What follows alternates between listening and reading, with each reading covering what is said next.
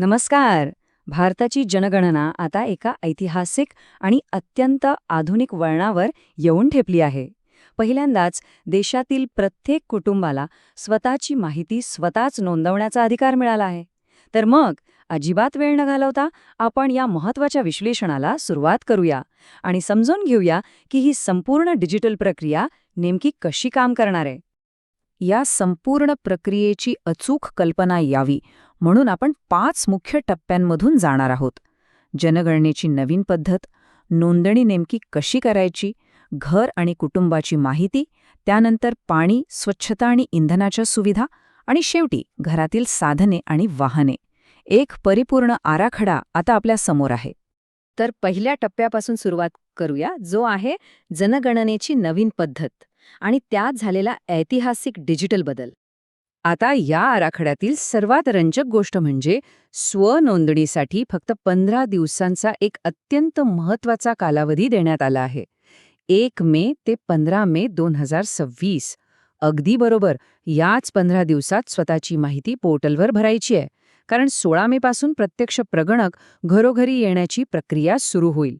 त्यामुळे ही 15 दिवसांची मुदत खरोखरच लक्षात ठेवण्यासारखी आहे. आता साहजिकच प्रश्न पडतो की ही नोंदणी नेमकी कशी करावी.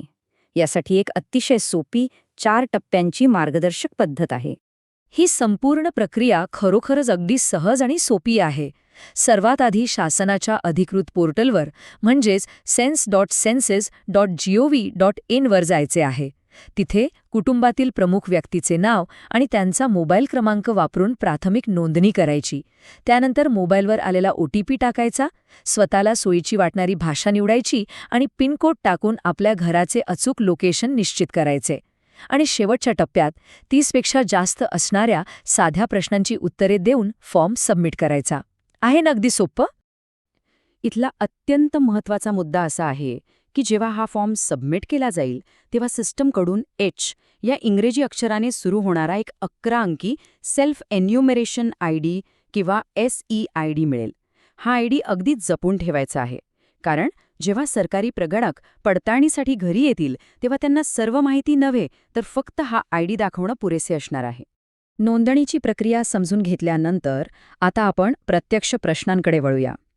याची सुरुवात होते घर आणि कुटुंबाच्या मूलभूत माहितीपासून. सुरुवातीची माहिती अगदी प्राथमिक स्वरूपाची आहे. इमारतीचा आणि घराचा क्रमांक, घरात राहणाऱ्या एकूण व्यक्तींची संख्या, तसेच कुटुंब प्रमुखाचे नाव, लिंग आणि त्यांचा प्रवर्ग म्हणजे अनुसूचित जाती, जमाती की इतर याची स्पष्ट नोंद करायची आहे. याशिवाय राहते घर स्वतःच्या मालकीचे आहे की भाड्याचे, घरात राहण्यायोग्य खोल्या किती आहेत आणि कुटुंबात विवाहित जोडपी किती आहेत हे सर्व प्रश्न कुटुंबाचे एक अतिशय स्पष्ट आणि अचूक चित्र उभे करण्यासाठी मदत करतात. कुटुंबाच्या माहितीसोबतच प्रत्यक्ष घराच्या बांधकामाबद्दलही काही रंजक प्रश्न आहेत. जसे की घराची जमीन, भिंती आणि छप्पर बनवण्यासाठी प्रामुख्याने कोणते साहित्य वापरले आहे आणि सध्या त्या घराची अवस्था नेमकी कशी आहे, ते चांगल्या स्थितीत आहे, फक्त राहण्यायोग्य आहे की मोडकळीस आलेले आहे. यावरून देशातील निवाऱ्याच्या दर्जाचा एक मोठा डेटाबेस तयार होतो. यानंतर आपण दुसऱ्या मुख्य गटाकडे वळत आहोत, जो दैनंदिन जीवनातील अत्यंत महत्त्वाच्या पायाभूत सुविधांवर लक्ष केंद्रित करतो: पाणी, स्वच्छता आणि इंधन. आणि यावरून हे अतिशय उत्तमरित्या स्पष्ट होतं की ही जनगणना केवळ पाण्याचे स्रोत तपासत नाही, तर पाण्याची उपलब्धताही किती सहज आहे हे पाहते. पिण्याचं पाणी कुठून येते, नळ, विहीर, हातपंप की बोरवेलमधनं, आणि मुख्य म्हणजे हे पाणी मिळवण्यासाठी किती दूर जावे लागते.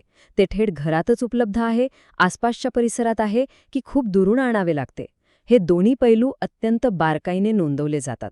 स्वच्छतेच्या आणि इतर सुविधांच्या बाबतीतही हा डेटा खूप सविस्तर आहे. घरात प्रकाशाचा मुख्य स्रोत कोणता आहे, वीज आहे की नाही, शौचालयाची सोय असेल तर ती केवळ स्वतःच्या कुटुंबासाठी आहे की सामायिक आहे आणि त्याचा प्रकार कोणता आहे, सांडपाण्याच्या निचऱ्याची व्यवस्था कशी आहे, गटारे बंद आहेत की उघडी. या बहुपर्यायी प्रश्नांमुळे देशातील स्वच्छतेविषयीची अत्यंत अचूक आणि व्यापक आकडेवारी संकलित होण्यास मदत मिळते. याच सोबत काही इतर सुविधांचे प्रश्न देखील वेगाने नोंदवायचे आहेत.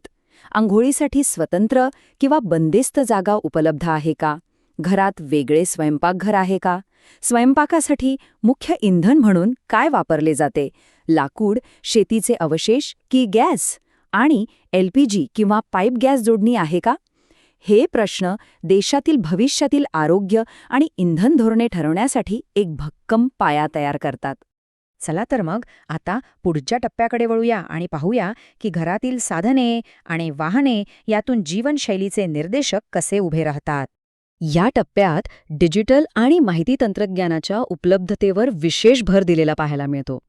घरात रेडिओ, लॅपटॉप किंवा संगणक उपलब्ध आहे का? टीव्ही असेल तर त्याला डिश, केबल की DTH कनेक्शन आहे? घरात इंटरनेट सुविधा पोचली आहे का? आणि संवादासाठी लँडलाईन आहे, स्मार्टफोन आहे की फक्त साधे बेसिक फोन आहेत? या सर्व प्रश्नांवरून डिजिटल क्रांती देशात किती घरांपर्यंत पोहोचली आहे याचा एक अचूक नकाशा तयार होतो. आणि आता या प्रश्नावलीच्या अगदी शेवटच्या टप्प्यात वाहनांची माहिती घेतली जाते. घरामध्ये सायकल किंवा दुचाकी आहे का? कार, जीप यांसारखी चारचाकी वाहने आहेत का?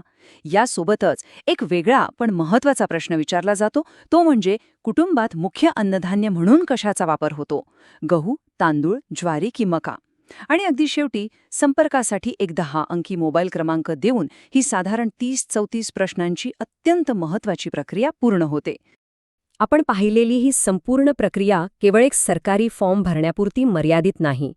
हा एक असा मोठा डिजिटल बदल आहे जो देशाच्या राष्ट्रीय आकडेवारीचा वेग, अचूकता आणि पारदर्शकता पूर्णपणे बदलून टाकेल. स्वतःची माहिती स्वतः भरल्याने वेळ तर वाचेलच, पण माहिती अधिक अचूकही राहील. मग आता विचार करण्यासारखा प्रश्न असा आहे की आपण सर्वजण या ऐतिहासिक बदलाचा भाग बनण्यासाठी आणि मे 2026 मध्ये सुरक्षितपणे आपला 11 अंकी SEID मिळवण्यासाठी तयार आहोत का? या माहितीवर नक्की विचार करा.